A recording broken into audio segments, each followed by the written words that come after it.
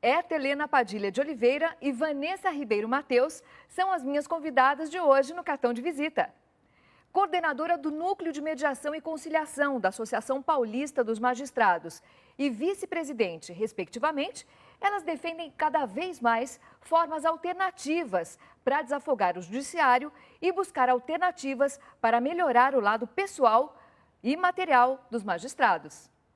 Com a entrada em vigor do novo Código de Processo Civil, queremos saber das duas convidadas o que melhora e o que piora no exercício da profissão a partir de agora.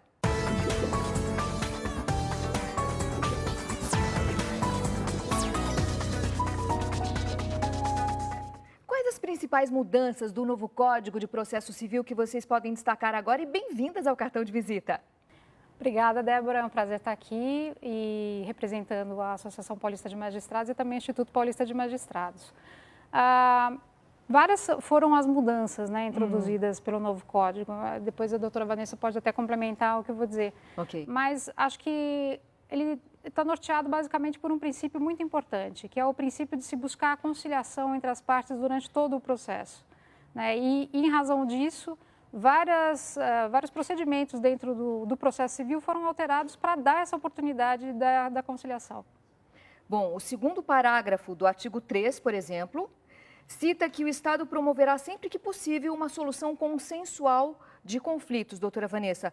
A ideia é utilizar a conciliação nas ações de procedimentos sumários também para desafogar um pouco o judiciário? Na verdade, o novo código ele traz uma obrigatoriedade da audiência preliminar de conciliação em todos os processos. Antigamente, nós tínhamos o procedimento ordinário e o sumário e as audiências eram feitas no sumário. Hoje, todos os processos devem ter início com uma audiência de conciliação. E essa audiência de conciliação ela é imperiosa, ou seja, para que ela não seja realizada, as duas partes têm que se manifestar manifestando a oposição à realização de audiência. Caso contrário, ela tem que ser realizada e tem que ser feita por um mediador ou conciliador. E esse novo código também busca reduzir o número de recursos, limitar o número de recursos, doutora Eta? Eu acho que na matéria de recurso ele foi um pouco tímido, poderia ter sido melhor. Porque assim, o que a gente observa é que sempre há muito receio de dar efetividade à decisão de primeiro grau. Né? Então, sempre se submete a um segundo questionamento, depois a um terceiro, a um quarto. Acho que a principal mudança que eu, se fosse legislador, faria seria retirar o efeito suspensivo de todas as apelações, coisa que não aconteceu. Então, como é que isso funciona? O juiz, depois que ele faz a instrução, ele chega à sua convicção, ele profere uma sentença. Essa sentença é sujeita a um recurso, que é a apelação. Se as partes interpuserem esse recurso, cessam os efeitos da decisão, até que exista uma segunda decisão. Isso a gente chama de efeito suspensivo do recurso. E ao passo que a devolução, para que o tribunal aprecie a decisão, seria o efeito devolutivo. O que o código faz? Ele arrola alguns casos específicos em que isso não vai acontecer, em que a decisão passa a valer imediatamente, a sentença teria eficácia imediata depois de prolatada. No meu entender, deveria ser o contrário. Todos os casos, a sentença de primeiro grau já deveria ter eficácia imediata, poderia ser exequível, portanto, e o código deveria, então, arrolar simplesmente os casos, as exceções em que isso não deveria acontecer, ou dar a oportunidade, né, para que o relator do processo eventualmente conferisse esse efeito suspensivo num caso em que ele acha que pode ter um prejuízo irremediável para as partes, que a gente sabe que são casos mínimos, né, são poucos casos em que isso acontece no que é o corriqueiro dentro do judiciário. Você também tem a mesma opinião, Vanessa? E nessa toada do que a Herta comenta, da timidez do código, me parece que, ao contrário do que as partes e do que os operadores esperam, que seja uma maior celeridade do processo, o código não vai trazer isso para os processos. Me parece que os processos vão tramitar, inclusive, um pouco mais demoradamente, por conta da necessidade da audiência, por conta da necessidade de uma troca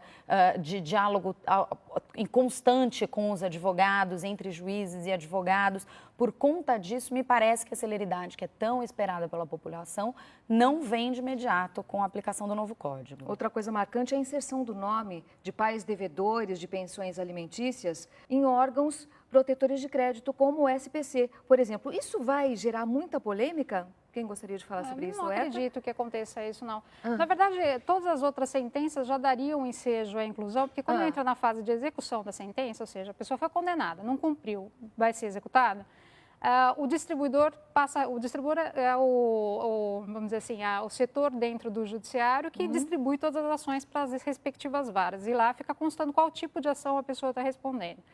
E esse distribuidor ele tem um convênio firmado entre a Corregedoria e alguns órgãos de proteção ao crédito em que o órgão tem acesso aos processos que não são segredo de justiça. Então, a maioria dos casos em que as pessoas estão sendo executadas, com uma certidão do distribuidor, a pessoa vai saber que ele está sofrendo essa restrição. O que o Código inova é que ele diz que agora todas as sentenças são sujeitas a esse protesto, elas já eram, as sentenças já poderiam ser protestadas, né, no cartório de protesto de títulos e documentos. E a de alimentos. A de alimentos tem essa peculiaridade porque a ação de alimentos é segredo de justiça. Então, ninguém teria acesso no distribuidor à informação de que uma pessoa está sendo executada porque não paga alimentos aos filhos. E agora, o Código está abrindo essa possibilidade. Agora, Vanessa, você foi a primeira mulher eleita vice-presidente da PAMAGES. Há, de fato, um número maior de mulheres hoje na magistratura? A mulher tem esse destaque hoje em dia? Existe, isso pode ser objetivamente constatado pelo número de mulheres aprovadas nos últimos anos. No meu concurso, por exemplo, que foi em 2000, já são 16 anos, foram mais mulheres do que homens aprovados. E embora isso não tenha se repetido muitas vezes ao longo desses 16 anos, há um equilíbrio entre homens e mulheres que não acontecia antigamente. Como é que é a avaliação de vocês dessa evolução feminina? É que essas mulheres não chegaram à cúpula ainda do judiciário. Então, o Poder Judiciário paulista, de primeiro... Né? Paulista.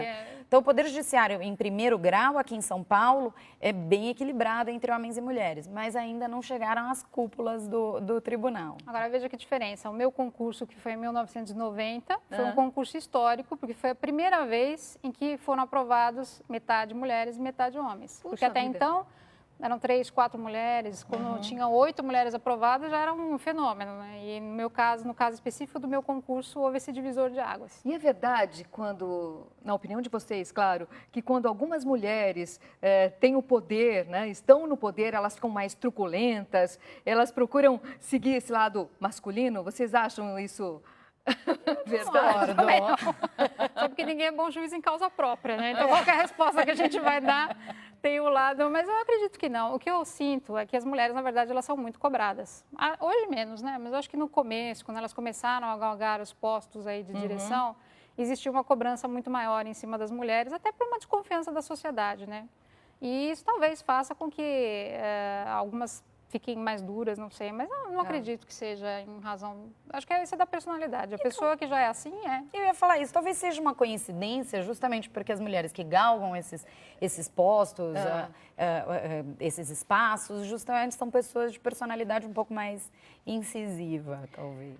Agora, por outro lado, né, isso é bastante triste até, através de pesquisas a gente sabe que a cada 15 segundos uma mulher é violentada. Qual é a solução para isso, gente?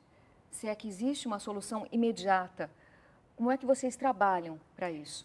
Eu acho que não existe uma solução imediata, porque isso decorre de uma cultura cultivada ao longo de dezenas e centenas de anos. Isso é uma cultura muito machista, uma cultura que permite esse tipo de tratamento, que aceita em determinadas áreas, em determinadas famílias, em determinados campos, em determinadas cidades, aceita esse tipo de inferioridade da mulher. A gente sabe até de casos que as próprias mulheres até não denunciam imediatamente seus maridos, no caso de maridos ou namorados. Com certeza, isso na verdade é muito normal, né? Muito corriqueiro. Não digo normal, vamos dizer que é corriqueiro. Isso acontece com muita frequência.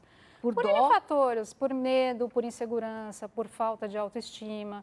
Porque a pessoa que é agredida sistematicamente, porque existe a agressão física, mas a agressão moral também, que acompanha a agressão física, né? Ela vai desenvolvendo uma série de questões psicológicas mesmo, que dificultam que ela tenha a iniciativa de tomar alguma posição, tomar alguma medida. Eu queria saber de vocês o caso mais marcante na sua vida, Herta, qual foi? De violência contra a mulher, o mais marcante de todos foi numa época que eu não era nem juíza. Eu era advogada, na verdade, do Departamento Jurídico 11 de agosto, na Faculdade de Direito da Universidade de São Paulo. E eu atendi uma senhora que era estagiária na época, não era nem advogada, e atendi uma senhora que ela se apresentou com as mãos embaixo da mesa.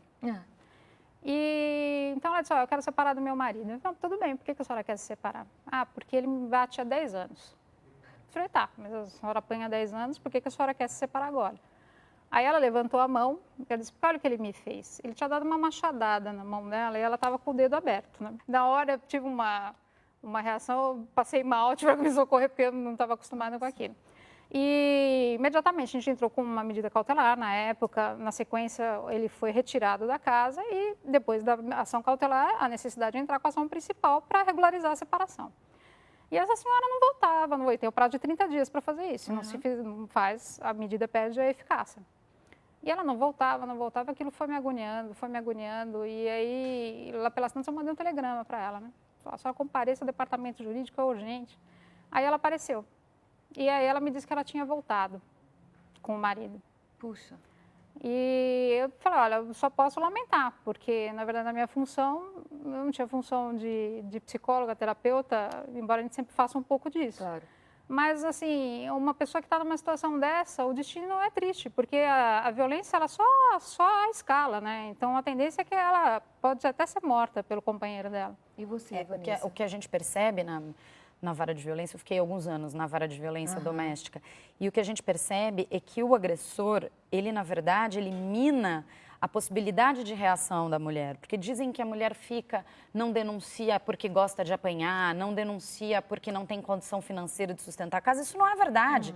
Primeiro que nenhuma mulher gosta de apanhar, e segundo que normalmente nesses casos a mulher sustenta a casa, é ela quem tem o emprego fixo e ele faz trabalhos esporádicos.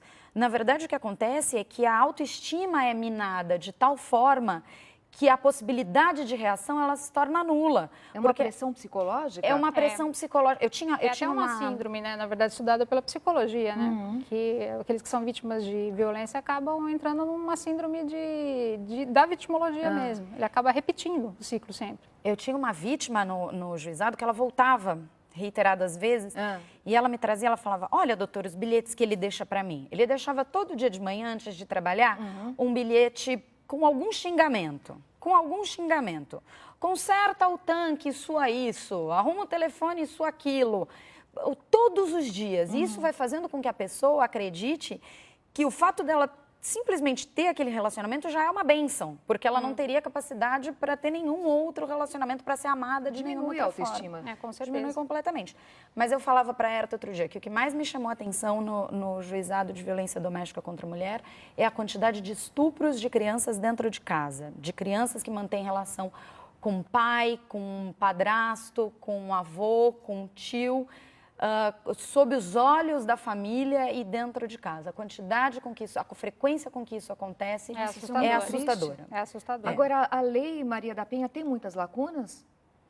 Não, a lei é uma lei muito abrangente. Ela permite ao juiz uma série de ações, uma série de atitudes para fazer cessar a violência, para fazer o encaminhamento das partes, o encaminhamento da vítima, o encaminhamento do agressor. O problema não é a lei.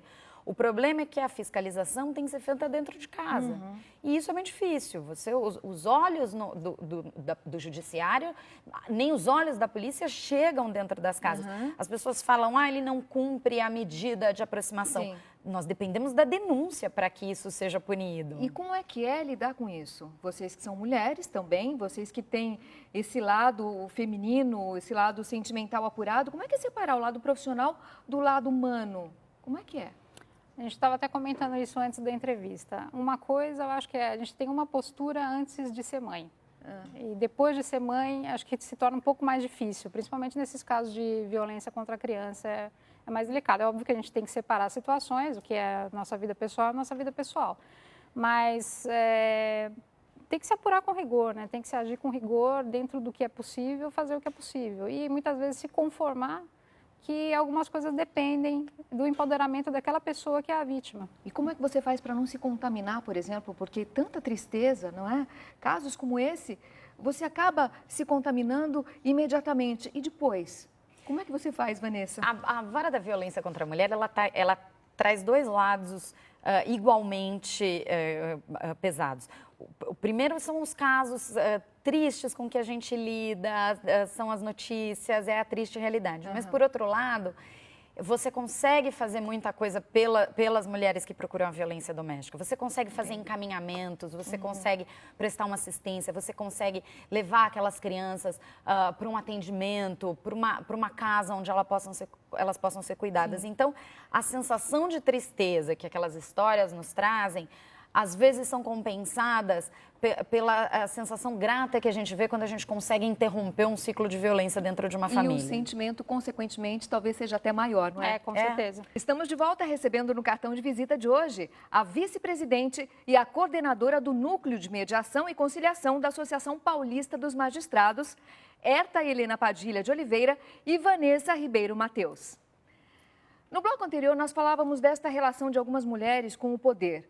Vocês são jovens, bonitas, simpáticas. Reunindo todos esses adjetivos, vocês já foram vítimas de algum tipo de preconceito dentro do judiciário? Dá para contar isso para a gente? Olha, eu não me recordo de ter passado por nenhuma situação de preconceito. Até porque dentro do poder público é muito difícil, né? Você não pode ser relegado numa promoção em razão de sexo. Isso não vai acontecer. E como a nossa função é justamente uma função de órgão de poder, eu acho que a gente está numa situação privilegiada em relação a isso. E a gente não sofreu, a gente não percebe isso no nosso dia a dia, mas isso decorre também do cargo que nós ocupamos. Dentro de uma audiência, dentro de um tribunal. É muito difícil que isso seja afrontado, que esse cargo seja afrontado, mas isso não faz com que a gente acredite que esse preconceito não exista em outras áreas. Existe um preconceito velado, talvez, na sua opinião? A gente consegue perceber claramente que nós somos respeitadas, nós não encontramos preconceitos na nossa área por conta do caminho que nós trilhamos, do caminho que nós escolhemos, da formação que nós tivemos. Mas a gente percebe claramente que isso não acontece em outras áreas, em outras profissões e em outros ambientes. Quais os maiores desafios das mulheres na APAMAGES hoje? Na APAMAGES, eu deixo por conta da doutora Vanessa. A gente pode falar do IPAM também. Vamos falar a APAMAGES tem 63 anos e é a primeira vez que uma mulher é eleita para um cargo de executiva, para vice-presidência. Nunca tivemos uma juíza presidente da APAMAGES. Aliás, nunca tivemos um juiz. O doutor Jaime hoje é o primeiro juiz que é presidente da APAMAGES. Antes eram só desembargadores. Então, a mentalidade, a aceitação vem mudando aos poucos. Mas eu acho que isso também decorre do ingresso das mulheres na magistratura, que é relativamente recente, de 20 anos para cá, que antes nos cogitava dessa forma. Então, esses postos vão sendo conquistados aos poucos. Mas para nós é uma honra e um orgulho ocupar esse cargo. Bom, diante de tantos protestos, tantas manifestações, vocês acreditam que o judiciário é um dos órgãos mais respeitados pelo povo brasileiro hoje? Eu acho que felizmente sim, ele está ocupando a posição que é a posição dele. Em algumas pesquisas de opinião realizadas alguns anos atrás pela AMB, até lembro uma pesquisa que identificou o juiz com a figura de uma tartaruga. O Poder Judiciário estava dentre as instituições menos prestigiadas. E isso se deve ao fato de desconhecimento de como atua o Poder Judiciário, das pessoas não terem, às vezes, acesso na sua vida. Hoje é uma instituição mais transparente também. Sim, também. Não é? Mas mais do que isso, é uma instituição que cada vez tem cumprido mais o seu papel. Não é? Então, eu acho que, apesar de tudo o que está acontecendo, a situação, na verdade, ela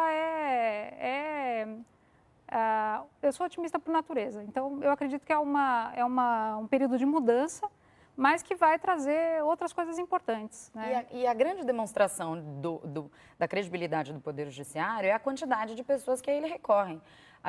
O número de processos aumenta exponencialmente ano após ano. Caso sofresse uma crise de credibilidade dessa forma, não seria a instância a quem as pessoas recorram para restabelecer os seus direitos. Agora, eu queria saber como é a avaliação de vocês em relação às últimas manifestações, que parece que foram as maiores da nossa história. Eu acho que dentro de um sistema democrático, a manifestação popular, ela obviamente tem que ocorrer da forma como foi, com civilidade, com respeito às ideias, né, divergentes. Sem violência. Sem violência. E eu tenho confiança que as instituições vão atuar na resolução do conflito que está instaurado, né? É uma questão de dar tempo à solução. Mas eu acho importante que tudo isso esteja acontecendo num clima em que não se discute, nem se cogita uma eventual ruptura dentro do sistema, ou o que talvez alguns anos atrás seria, 30 anos atrás, talvez fosse a decorrência lógica do que está acontecendo. Mas isso demonstra uma maturidade muito grande das nossas instituições. Então, eu vejo tudo isso com otimismo. E o que vocês esperam do país nos próximos anos? Você pode até completar. Eu ia dizer que eu ia reforçar essa questão das instituições. Eu acho que a gente tem que saber que as instituições vão cumprir o seu papel como de fato está ocorrendo. Mas as instituições têm que ouvir a voz das ruas. E isso não é ceder à pressão. A gente entende que o Poder Judiciário, principalmente, não pode ceder à pressão, porque isso, a independência e a autonomia do Poder Judiciário, ela tem que ser preservada. Agora, a classe política tem que ouvir a voz das ruas e o que está sendo dito, porque o que é dito por milhões de pessoas não pode ser classificado como segmentado, como partidário, porque não foi. Então, nós temos que ouvir, nós temos que respeitar, nós temos que levar em consideração e nós temos que interpretar a mensagem que está sendo passada nas ruas. Eu quero saber em relação à vida pessoal de vocês, como é que vocês conseguem conciliar essa loucura do trabalho? A gente sabe que é um trabalho exaustivo. Como é que vocês conseguem conciliar tudo isso com a família, né, os amigos? Como é que é a vida de vocês? Acho que é uma vida normal dentro da possibilidade de normalidade. Você tem algum hobby? Então, eu toco piano, né, e estou devendo fazer uma atividade física já faz algum tempo, uma hora eu vou começar. Mas eu tenho 2 filhos do meu primeiro casamento. E quando eu tinha só os 2 filhos, eu já achava que era muito. Hoje eu tenho mais 3 enteados, então são 5 no total. Porque eu casei novamente e meu marido tem 3 filhos. Então, a gente tem que ir trabalhando, compatibilizando as coisas, né? E acho que o que é importante, que eu senti, se eu posso dizer que foi uma instrução que a vida me deu, é que a gente não pode se preocupar com o tempo. Quanto tempo eu passo com os meus filhos, mas a gente tem que se preocupar com a qualidade, né? Desse tempo que a gente dedica a eles. Isso eu acho que é mais importante. Eu tenho uma amiga que diz que o dia para todo mundo tem 24 horas. Então, algumas pessoas fazem mais, algumas menos, mas sempre dentro das 24 horas. E a gente se divide como pode nisso. Mas isso aí, a mulher adora fazer isso, né? Se dividir. Mas o que eu acho importante é que a gente passa para os nossos filhos que o trabalho é fruto que a gente exerce o trabalho com amor. A gente não exerce o trabalho por dinheiro, por obrigação, a gente exerce o nosso trabalho por amor. Você tem filhos também? Tenho 2 filhos pequenos, de 3 e 5 anos. E eu tento passar isso para eles, o amor que a gente tem pelo trabalho, pelo desempenho da nossa função. Eles reclamam que eu saio muito de casa, que eu saio cedo, que eu chego tarde, mas eu quero que um dia eles entendam isso, que a gente faz tudo isso, a gente trabalha pelo bem deles, para construir um futuro e para melhorar o país em que eles vivem.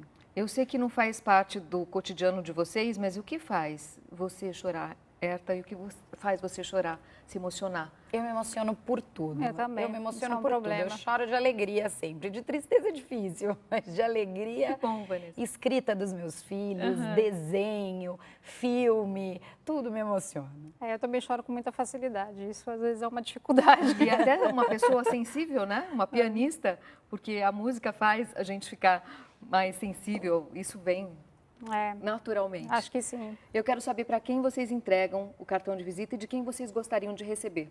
Herta.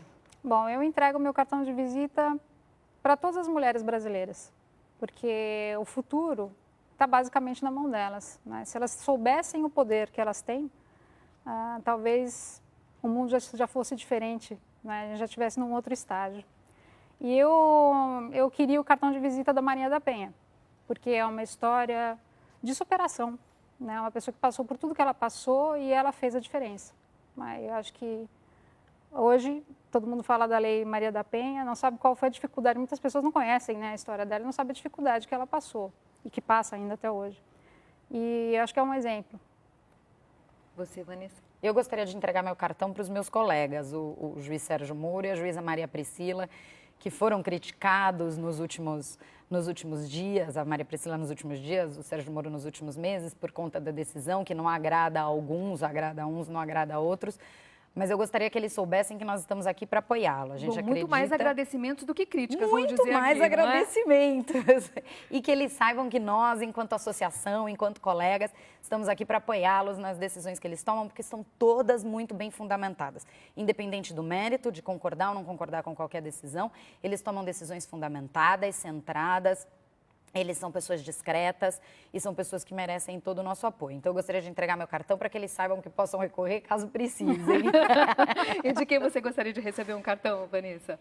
Eu gostaria de receber um cartão das pessoas que ainda têm alguma dúvida de como... As pessoas acham, ainda às vezes falam do Poder Judiciário, como funciona, das formas de provimento dos cargos, de andamento dos processos. Eu gostaria de poder ter um diálogo com as pessoas, ter o cartão das pessoas com quem eu pudesse conversar sobre como funciona, como a gente trabalha no Poder Judiciário, como é transparente o que a gente faz, como são públicas as nossas decisões, todos os nossos atos, toda a nossa carreira, toda a forma de provimento de cargos.